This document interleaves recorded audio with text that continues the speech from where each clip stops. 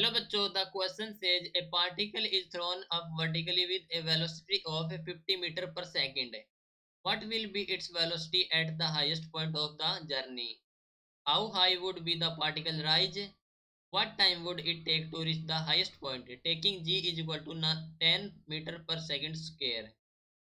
Question में कहा गया कि एक पार्टिकल को थ्रो किया जाता है vertically upward with a velocity of 50 metre per second. तो इसकी velocity at the highest point of journey क्या रहेगी?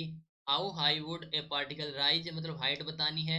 एंड टाइम पूछा गया है, what time would it take to reach the highest point, कितना टाइम लेगा वो हाईएस्ट पॉइंट पर पहुंचने के लिए, जहां पर हमें वैल्यू ऑफ जी दे गई है 10 मीटर पर सेकंड स्क्वायर। तो इस क्वेश्चन के लिए हमारा की कॉन्सेप्ट यूज हो रहा है, that is equation of motion.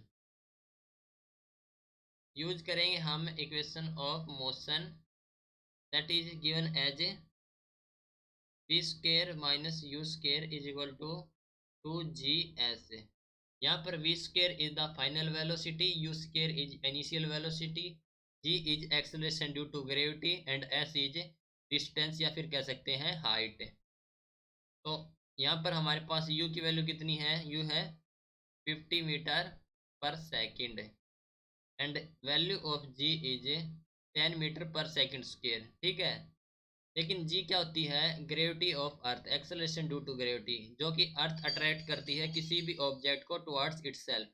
लेकिन हम अपवर्ड थ्रो कर रहे हैं पार्टिकल को, तो ये नेगेटिव में हो जाएगी, इसकी डायरेक्शन अपोजिट होने के कारण ये हो जाएगी -10 मीटर पर सेकंड स्क्वायर।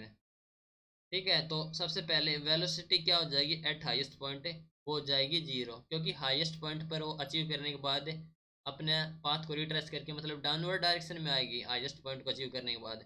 तो उस हाईएस्ट पॉइंट पर उसकी एक बार वेलोसिटी हो जाएगी एक टाइम पर 0। तो the velocity at the highest point will be 0।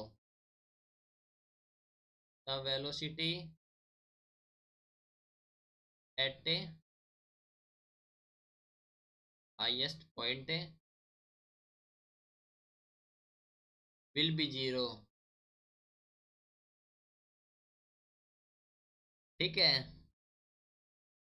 तो यहाँ पर V square minus U square is equal to the 2gs।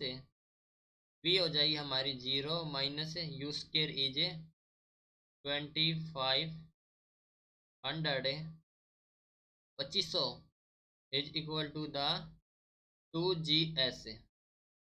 तो ये हो जाएगा 2 times of g minus 20s। Okay, तो वैल्यू ऑफ s हो जाएगी 2500 upon 20, that is 125 metre.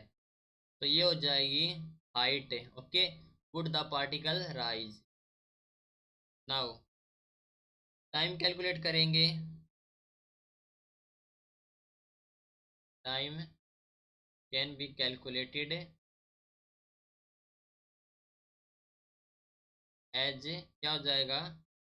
v is equal to u plus g t. अब v हमारे पास 0 इज इक्वल टू यू हमारे पास 50 और जी टी कितना है? g is -10 into T.